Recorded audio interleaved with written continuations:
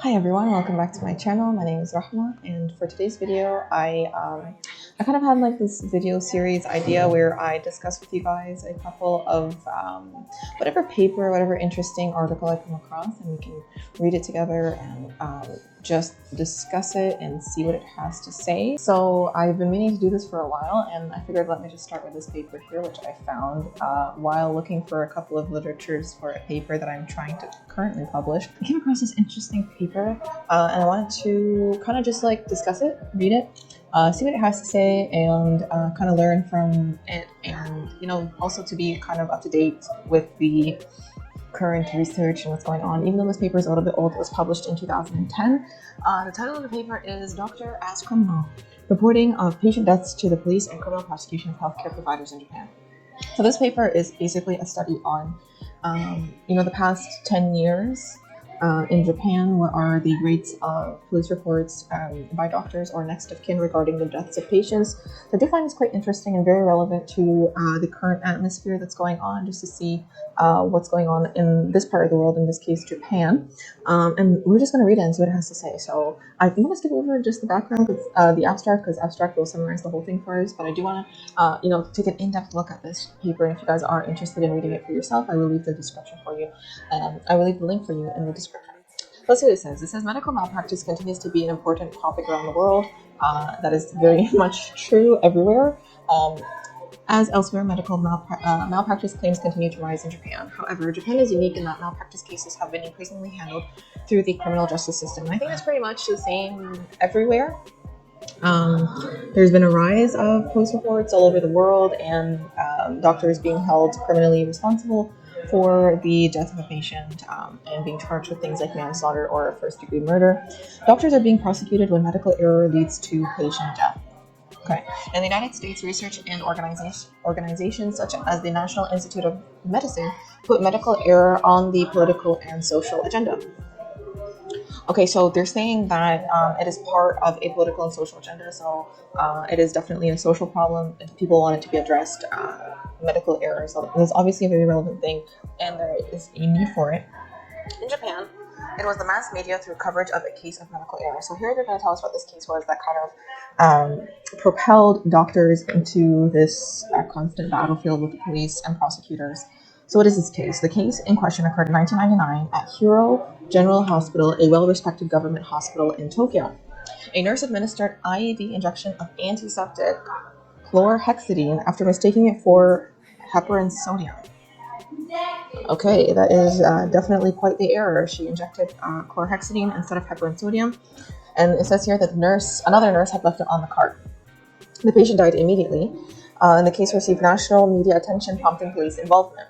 The Hiro case and subsequent cases of medical error have been handled through the usual Japanese criminal legal process. So here they're kind of like describing that at this point in time, Japan does not use a jury system. So you guys need to understand that in some jurisdictions, in some countries, they rely on a jury. So you have like a box of 12 people that need to be convinced beyond a reasonable doubt that you are guilty of whatever charges are being laid against you.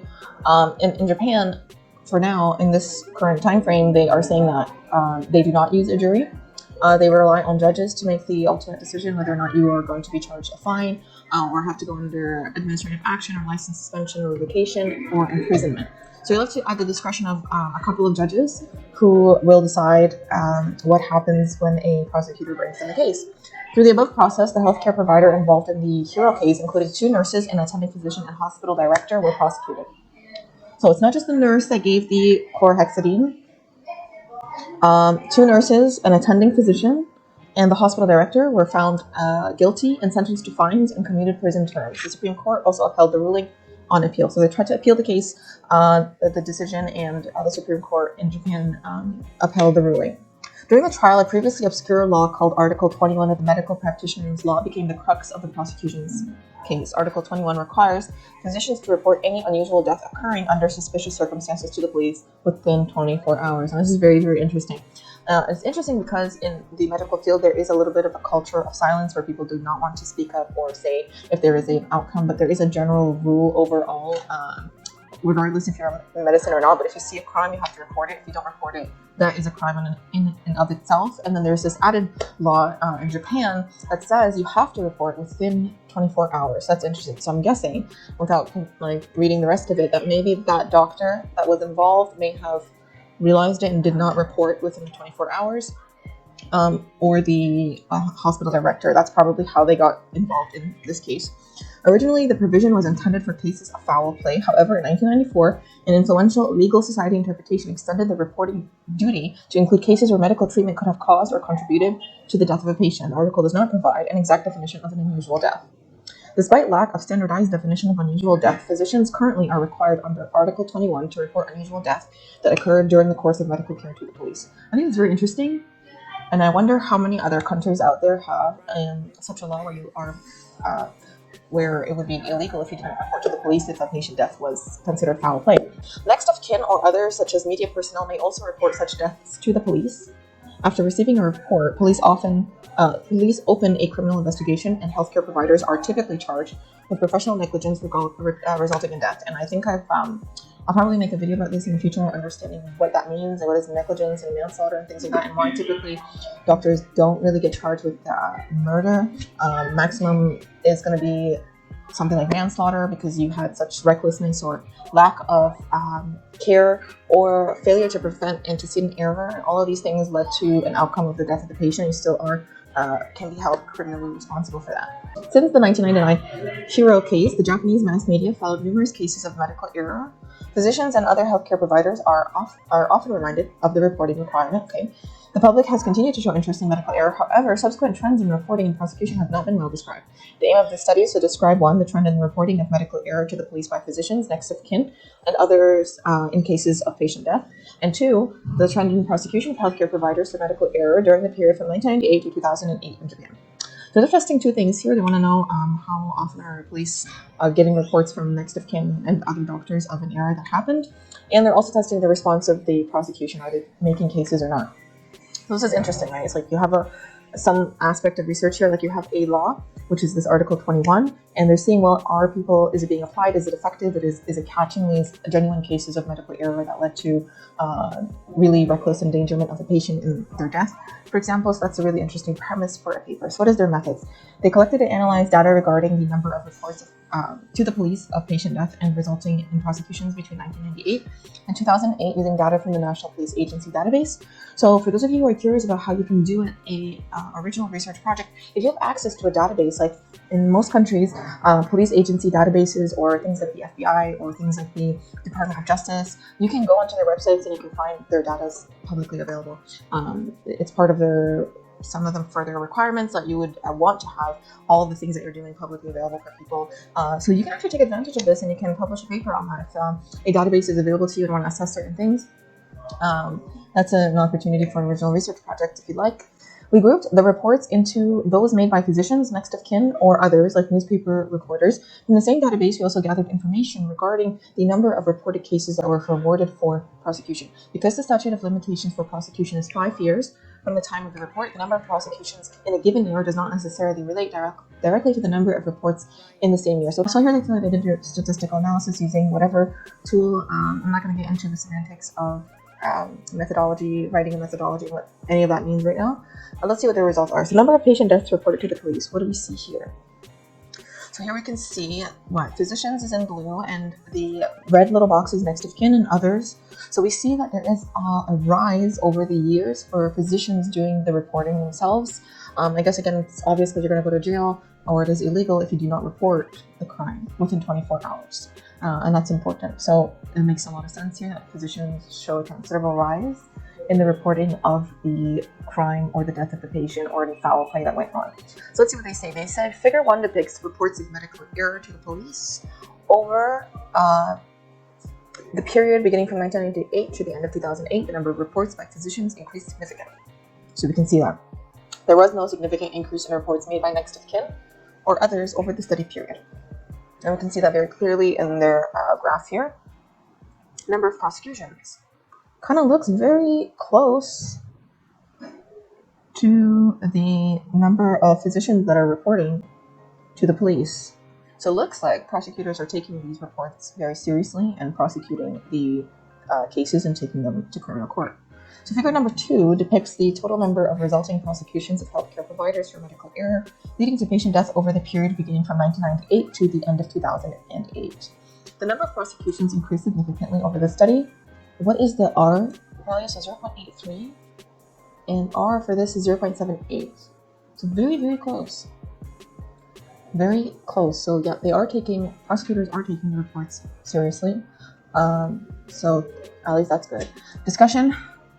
From 1998 to 2008, the patient deaths reported to the police by physicians increased to a statistically significant extent. The number of prosecutions also increased to a statistically significant extent.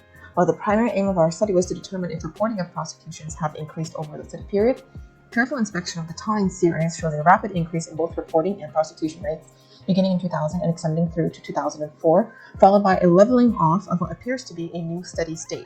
To our knowledge, there were no particular events around 2004 that would explain these results. Perhaps the police, prosecutors, and courts reached their caseload limits. So let's see what that means. So here they're saying that around here, we're seeing kind of a plateau in the reporting. And here also there appears to be a plateau. So I wouldn't say that the issue is actually coming from the case overload in the courts. But it seems because the doctors are also reaching kind of a threshold or a plateau in their reporting rates as well. So I think it's actually coming from the doctors leveling off in their reporting rates. Okay, so they're saying here caseload limits. Nonetheless, we have demonstrated that physicians are reporting to the police more and healthcare professionals are being prosecuted more. The reason physicians are reporting more is likely multifactorial. The 21st article of the Medical Practitioners Law requires physicians to report to the police if there is an unnatural death. Because the media has widely covered the Hero case and other similar cases, physicians have become familiar with this legal reporting requirement. Fear of prosecution under this law is often cited as the reason for the increase in physician reporting. So that's really interesting because doctors and physicians, they are typically afraid of criminal prosecution. Yet when you put a rule or a law that says it's illegal if you don't report to me that there was a foul play or an unnatural death that happened, they appear to be more afraid of that and just will report right away and leave it up to investigation to figure out what happened. So that's really, really interesting because, like I said, there is a considerable fear of criminal prosecution in the medical context, but it's very interesting when you say that, hey, you have to report this if it happens or else you're going to go to jail, then they do report. So that's very interesting. So this is a system in Japan that works, and it would be, I'm curious to know if other countries have a similar law. Fear of prosecution under this law is often cited as the reason for the increase in physician reporting. Undoubtedly, fear motivates some physicians to report to the police, but it is also possible that other reasons contribute. Physicians could simply desire to be good citizens and comply with the law, therefore reporting more often. Bereaved family members may pressure the physician by threatening to go to the police if physicians do not report. That's another thing that's actually very interesting. So it might not be really a case of foul play, but the family members might think it is, and then they'll threaten the doctor and say, if you don't report, we'll report that you're not reporting, and therefore he will be held criminally liable. So it might be that this rise in reporting is coming from that, just to kind of avoid the hassle, and they'll just report and leave it up to investigation to figure out what's going on. Hospital administrators may also have protocols that in place that require physicians to report as a safeguard to avoid media attention. So you can imagine a scenario where there's a cover-up that's kind of going on, and that would literally cause even more problems for the hospital and its reputation. So it might be that the hospital is also encouraging doctors at the slightest thing to really report it, and that might actually explain the plateau that you're seeing, where they are reporting it and maybe it's not meeting enough of a standard based on the judges or the criminal court for things like jail sentences to be passed out, for example, or they might leave it at just fines and a couple of things like that. It might really be a case of super saturating the criminal court system. So that's really interesting. So they are afraid of a tarnished reputation if there is non-compliance. So if somebody does research and finds out that there is non-compliance, that is absolutely devastating, right? You would think that these doctors are not honest, that they're trying to cover things up. So it might really be super saturation coming from multifactorial aspects like they've mentioned. Unlike physicians, next of kin and others are not reporting more, and that's also a very interesting point that they mentioned. It has been generally assumed that reporting by a patient next of kin has increased following widespread media coverage that spurs public outrage surrounding medical error. So that's really interesting. So if it's a next of kin that's reporting, that's what typically triggers media coverage and public outrage and this in turn has fueled physician prosecutions. Granted, people face significant barriers to pursuing civil litigation in Japan, such as high startup costs, lengthy trials, and low chance of success. In this light, it seems plausible that, left with no other avenue of recourse, a bereaved family member may be forced to pursue criminal litigation. So this is very interesting. What they're saying is suing a doctor is incredibly expensive. It might be hard to prove. So when your case goes to civil court, that in itself has a lot of drawbacks. It might be an easier option for you to have a doctor criminally prosecuted because there isn't really a cost or expenses related to that, because it's the duty of the state to investigate what happened and to lay charges and to take it to court. So pursuing a criminal charge might be better than suing or seeking a civil suit in that case, because that's obviously, it has its drawbacks. However, our research does not support this assumption, as the number of reports made directly by next of kin has not increased to a statistically significant degree. Like we've seen, it hasn't actually risen up, but it might be a plausible option. Of course, it is possible that family members indirectly cause physicians to report more. So like they've said themselves, it might just be that the family is threatening the doctor to do the report himself rather than through them. Because reporting by physicians has increased while other reporting has remained constant, the increase in physician reporting likely fuels the increase in prosecutions. However, two things make the true case difficult to decipher. First, the reports in a given year and the prosecutions in a given year are not necessarily directly related, given the statute of limitations allows for prosecution up to 5 years following report. Second, it is unknown what fraction of prosecutions result from the physician reports versus next of kin or other reports, and therefore if the source of the report is associated with likelihood of prosecution. Nevertheless, because the total number of prosecutions is greater than the number of reports by the next of kin or others combined, it is clear that the physician reporting plays a large part in the rise in prosecutions. Even if one were to assume that 100% of the reports made by next of kin and others resulted in prosecution, this could not account for the increase seen in prosecutions. So what are they saying here? They're saying that doctors, when they report, the report is taken very seriously. It does end up being prosecuted, and it does end up being dealt with in a criminal court. It is so much significantly higher that you cannot surely say that it's that next of kin or the or others reporting has any role in that. The rise in prosecutions is significant because a large number of prosecutions have resulted in criminal trial and conviction. According to the data of the Public Prosecutor's Office, so again, they have data, they post this, it is publicly available, so you can always kind of dig through that and see if there's any potential for a paper like this one to have been made. 23% of cases sent for prosecution of medical error eventually resulted in a criminal trial. Okay, so you're talking about a quarter of the cases that end up with the prosecution, they end up being charged in a criminal trial. 5% full trials, 18% summary. Whenever a case goes to trial, it is likely to end in conviction, as the conviction rate in Japan for any criminal offense is known to be high compared to the rest of the world. Reasons for this can include public prosecutors only pursuing cases that are sure to bring conviction, which makes sense. A prosecutor wants to make sure that he has the evidence in order to convince beyond reasonable doubt. In order to bring a conviction, they will not carry a case to court if they don't think that they have that or they have met that standard. Acquittal having a negative impact on the careers of judges. That's interesting. I did not know that. Acquittal having a negative impact on the careers of judges. Okay, so it might show, I think I understand what that means. Basically, it might show that the judge is easy on crime. If the judge is easy on crime, that might prevent him from kind of going up in rank. Like if he wants to be promoted to like Supreme Court status, if you guys were following what was happening in the US, where the judge, I forgot her name, but a huge point of argument was that she was easy on crime. She appealed a lot, and she didn't give like the regular sentences that people were expecting. So that kind of goes down in your record if you are favoring acquittals. So judges in Japan seem to don't want to do that out of fear of negative impact. So they will definitely go for bringing forward a conviction. And Japan lacking an impartial jury system. So Japan does not use a jury. What does that mean? It means that, like I said, the judge is going to be the person who plays a major role in the verdict. In most countries, like in the USA or in Canada, you would have a jury box and it has 12 people, and all of them need to be convinced beyond a reasonable doubt that this person is guilty. So again, you have less people. You're probably dealing with like 3 judges, and they need to be convinced. That's obviously a lot less than 12 impartial people. Could include doctors in that jury box that may sympathize with you, things like that. So that's probably an explanation for the high rate of convictions. Conviction rates, specifically in the case of medical error, are 90% or above. 93%, and nurses 90%. Given these data, one can predict that roughly 100 cases sent for prosecution per year, 23 will go to trial and 21 to conviction. Japan is not only unique in its high conviction rates, but also that gross negligence or deviation from standards of care have not been consistent elements in prosecuted cases. Japan is not only unique in its high conviction rate, but also that gross negligence or deviation from standards of care have not been consistent elements in prosecuted cases. To be sure, prosecution of medical error occurs in other countries. Between 1975 and 2005 in the United Kingdom, 44 physicians have been criminally prosecuted and 14 were convicted.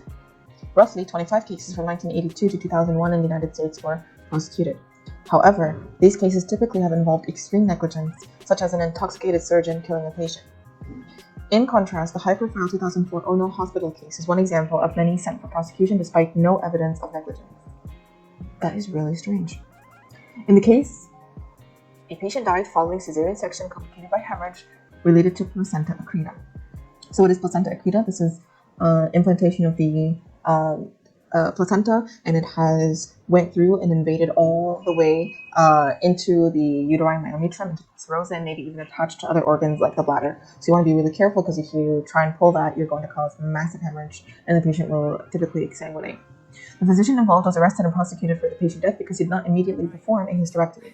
Okay, he was later acquitted after judges determined that he had acted well within the acceptable standard of care. Many factors affect whether hysterectomy would be the most appropriate treatment course. Okay. That is some scary stuff. Because of this and other similar cases, medical providers are adopting defensive medical practices. Physicians are turning away high-risk patients from emergency departments. In thousands of cases per year, patients in ambulance transport are turned away from more than 11 hospitals before being accepted. That is insane. If you are in an accident and you are in an ambulance, the ambulance will cycle through 11 hospitals before you finally get admitted into a hospital, because you're considered like a high-risk case and high risk for litigation and criminal prosecution. The most frequent reason cited for refusal is not lack of physicians, but difficulty of treatment, according to the data published by Fire and Disaster Management Agency. Pointing to the inherent unfairness of being prosecuted for providing routine medical care, having undesirable outcomes, physicians are lobbying the governments to intervene.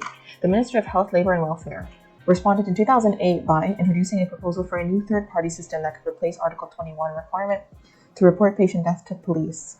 In place of the current system, physicians would be required to report to an official arbitration body called the Medical Safety Investigation Committee. So they're asking for a third man here, a third-party system, a third set of eyes that can really determine, are we really dealing with a crime here or not, composed of pathologists, internists, lawyers, patient advocates. Well, that's nice. It seems to have a wide variety of people who are going to give a wide variety of opinions on whether or not is this really something that needs to be criminally prosecuted or not. And I think that makes a lot of sense. The committee would also forward the cases with elements of gross negligence or deviation from the standards of care to the police for criminal prosecution. You really want to be dealing with cases where there is truly a deviation from the standard of care, right? Those are the cases you really want to criminally prosecute, not out of a certain lack of certain equipment or anything other than that. If there is a set standard of care, if there is a guideline and you deviated away from that, you need to be able to defend that choice. And if it's not convincing, then you should be criminally prosecuted.